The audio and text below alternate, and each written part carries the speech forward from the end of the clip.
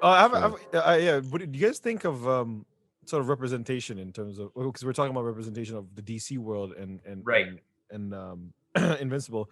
But what do you guys think about the idea of like this, a character needing to look a lot, very similar to you in order for you to be relatable or related, feel relatable Right. in terms of that I character? don't have to. I don't have to. Like for me, I know a lot of characters who are like not, I mean, like most of the characters who are in like comic books aren't fucking Asian, or even Right. some women. Like I love Black Panther. Right. Yeah. You know what I mean? And like for me, it's like, hey, I You ain't don't from have to be black to relate to the character. You don't have to Yeah. be. That's It a is- fair argument. I've had this conversation with my girlfriend Angel. Oh, you Yesterday. got out you right now, cuz.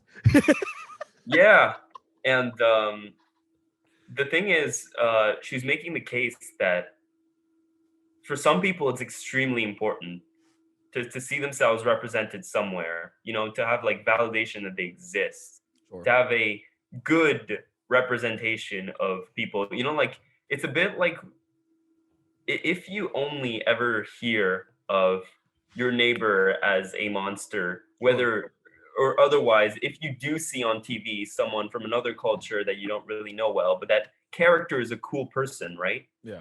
It'll make you more open. Like you said, it teaches you values, Daryl, right? That's what you said earlier. And I agree with that, like, I think representation matters in the sense that it teaches a good lesson. It's worthwhile. Like, I think I would go against the argument made that representation is useless. Like, it has a purpose. Sure. Is it obligatory?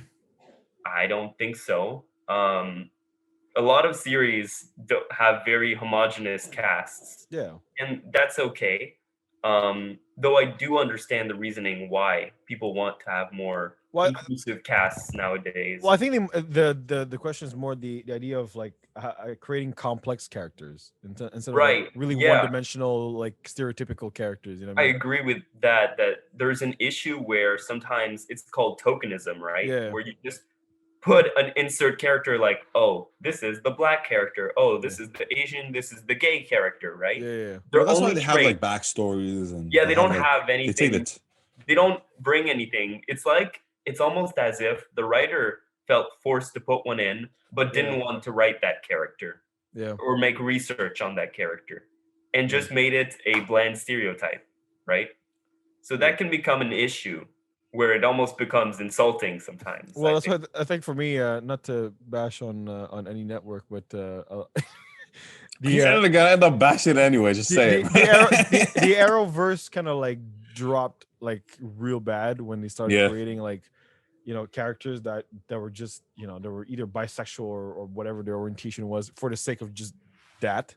It's like look, representation, but there's no like actual like forced. Yeah, there's no cohesiveness with the story. Like there's like a lot of like like Flashpoint and kind of fucked up and created a new timeline.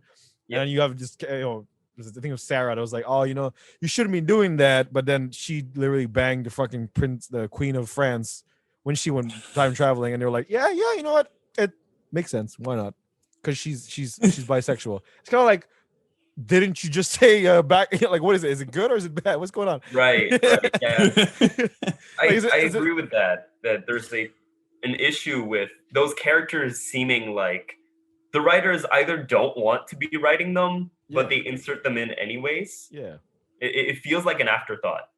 Yeah. Rather than something woven in because they want to write about that. Like if by creating the Black Panther film, like it sort of expanded the universe and also expanded the cultural the cultural representation. That I agree with, because it serves a plot point and it's also a great storyline. There's a story in itself and it's a great film.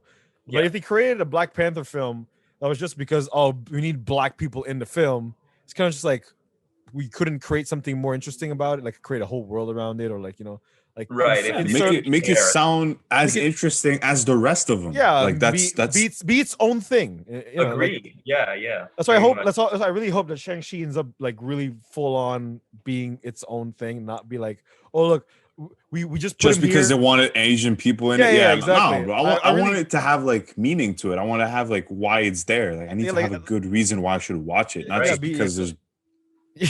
We have like significance. I'm hoping that's good. I mean, it seems interesting. What was it? I think it was Captain Marvel was kind of like a lot of people didn't like it because it was kind of just like there's certain lines that are kind of like, all right, it's we'll let it pass because there's a cool special effects, but I haven't seen it, so I don't know. But the film itself, to be honest, it's good. It's a good film that sort of that has its creates a story. But for me, like to compare to another Marvel film, it's very much kind of like a Thor film. Okay, so it's in the lower end. Yeah, it's like a first Thor film where it's kind of like just like introduce the character, backstory, but right. But the thing is, I like about it is because there's elements of that world that still lingers in the current universe of the MCU that has like little splashes, sprinkles of like oh wait, this I've seen this from that movie. So I feel like they didn't just like create something just for the sake of just like right one film, So I do like that.